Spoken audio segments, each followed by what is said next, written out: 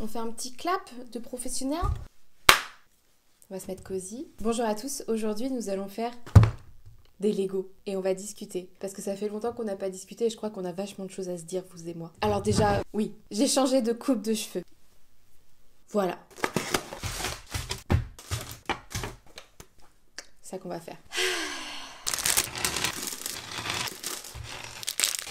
J'ai vraiment déserté la chaîne et c'est la première chose qu'on va aborder ensemble. Pourquoi je suis partie et qu'est-ce qui va se passer avec cette chaîne et qu'est-ce que j'ai envie de faire. Je crois que ça fait 10 ans que j'ai lancé ma chaîne, un truc comme ça. J'étais très seule à la fac, j'étais seule dans mon quotidien, j'avais très peu d'amis et en fait ça m'a vachement aidée à me sentir moins seule. La création vidéo, c'est ce que j'aime dans YouTube, c'est ce qui m'a fait venir aussi, mais la première raison pour laquelle j'étais sur YouTube, c'était parce que je me sentais seule. Et en fait, quand je me suis plus sentie seule, j'ai eu moins le besoin de venir sur YouTube plus régulièrement. Ce qui est un peu bête, hein. Mais j'ai jamais eu d'ambition d'en faire un métier. J'ai jamais eu d'ambition d'en faire une carrière ou d'avoir de l'argent, d'avoir beaucoup d'abonnés, d'avoir plein de projets liés à ça. Moi, c'était juste, je partage mon quotidien avec des gens, je partage ma vie, je partage mon humour, je partage des trucs.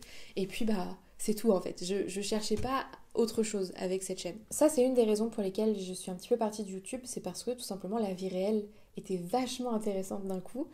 Et parce que la vie réelle est intéressante et que la vie réelle est chouette. Et il fallait que je trouve un équilibre entre le réel et le virtuel. Et finalement, j'ai préféré le réel.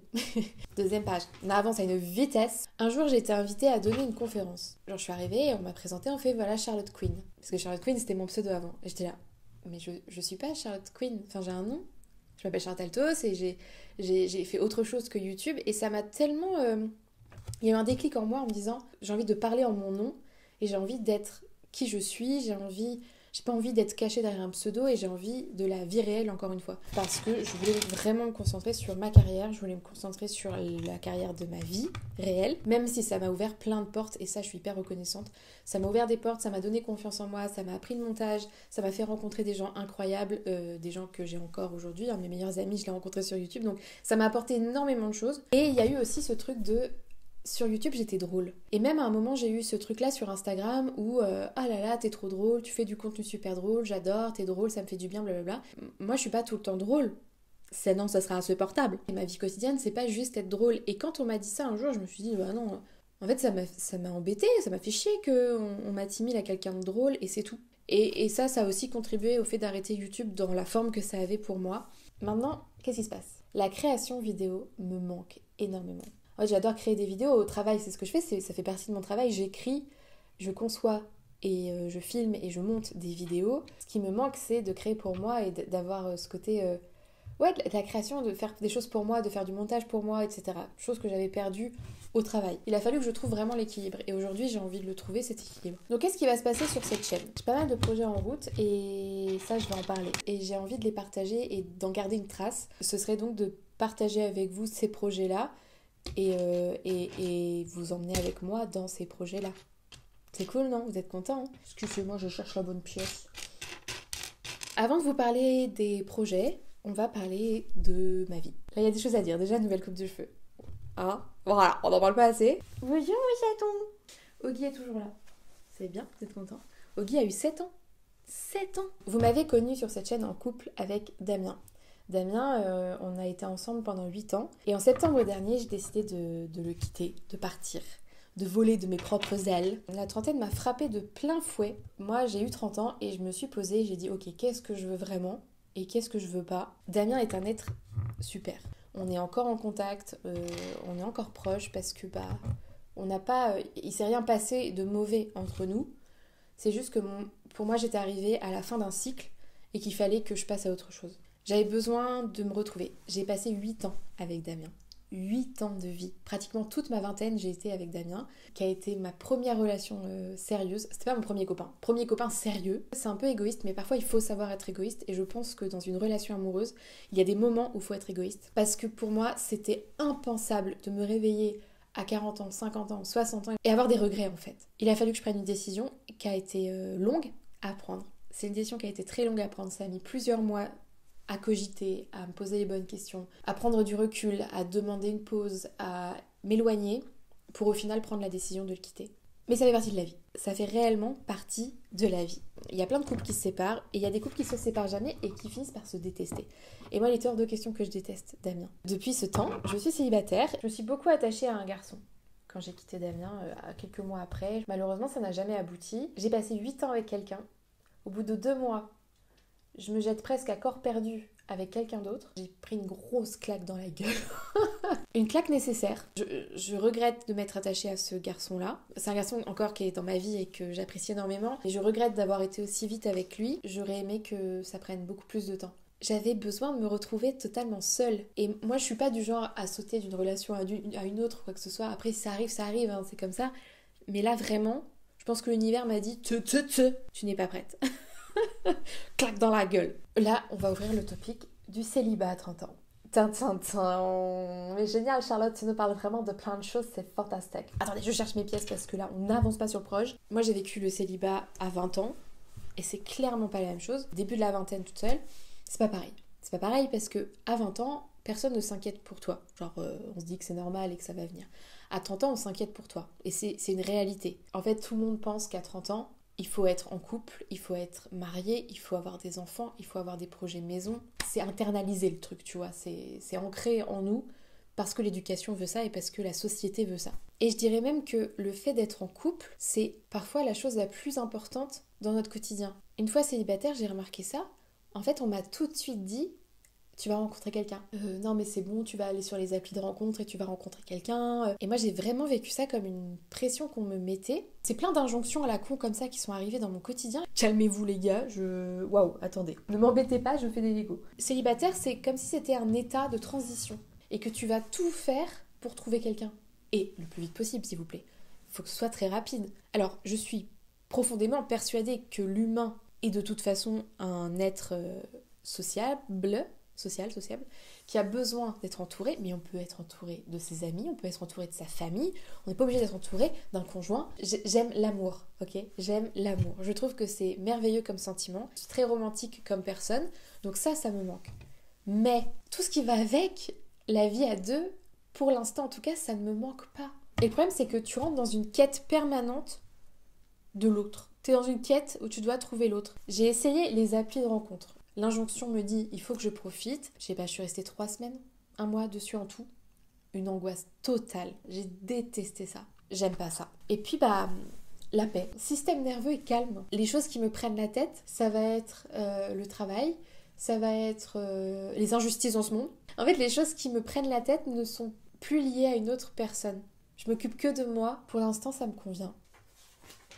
Parlons maintenant de la santé mentale. L'année dernière, je m'étais mis comme objectif d'aller voir un psy. L'année dernière, je suis pas allée. 2024, je me suis dit, tu prends rendez-vous, mais dès la première semaine de janvier, tu es chez le psy. Ce que j'ai fait. Et ça fait 6 mois que je suis une thérapie avec une psychologue. 2 fois par mois, je vais la voir pendant 1 heure. Pour vous dire, on est en juin, ça fait donc 6 mois. On vient de trouver le gros problème qu'il y avait dans ma vie. Ça prend du temps.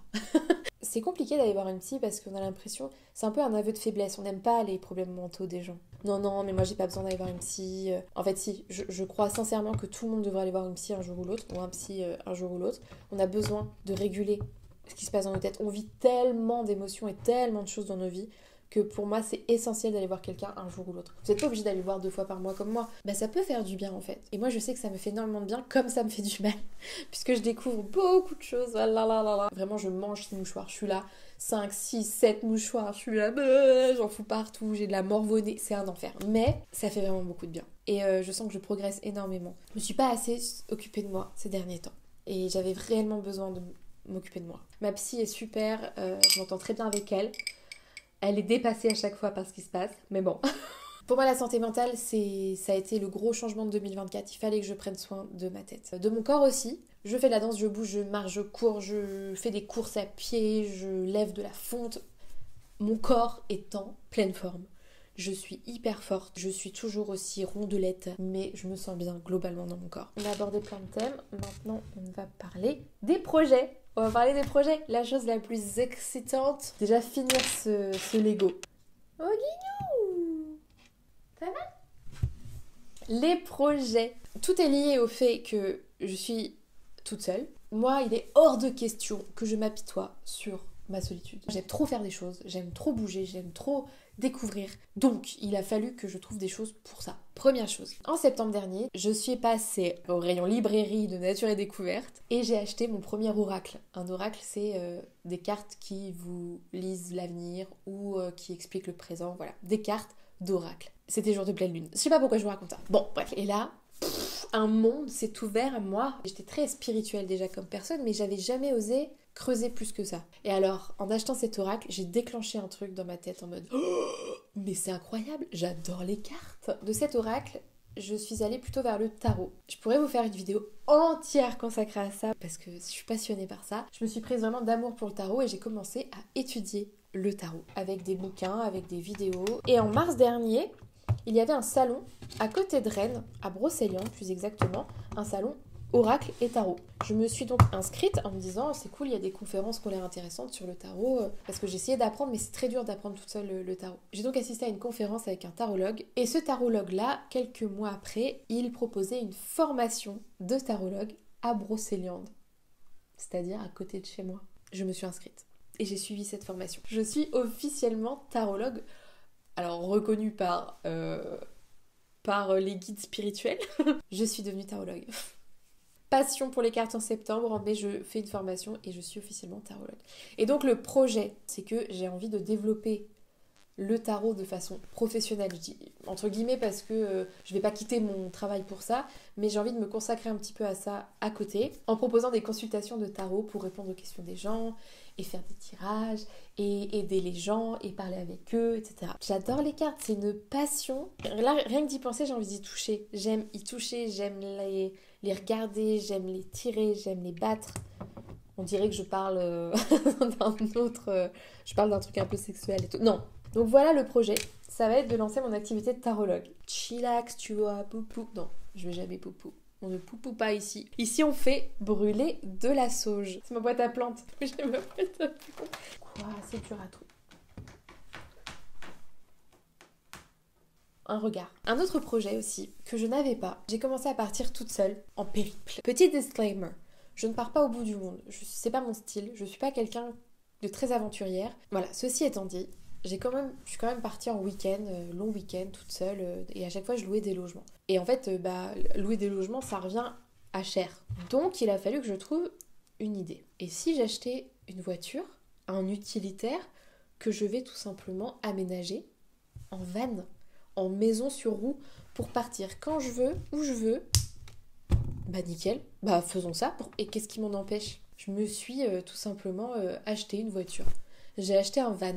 Et c'est la prochaine vidéo que vous verrez sur cette chaîne où je vais vous montrer en fait comment... Alors je ne vais pas vous montrer comment j'aménage le van en mode je fais ci, je fais ça. Je vais vous faire des vlogs d'aménagement de van d'abord et ensuite on partira en vadrouille. J'ai tellement hâte de partir. Je me suis donc acheté un Caddy Maxi de chez Volkswagen que je suis en train d'aménager et c'est un projet trop cool. Du coup j'ai plus la Twingo, maintenant je vais avoir le Volkswagen, le Caddy qui a un nom et que vous découvrirez dans la prochaine vidéo parce que je vais pas vous spoiler non plus, on va pas...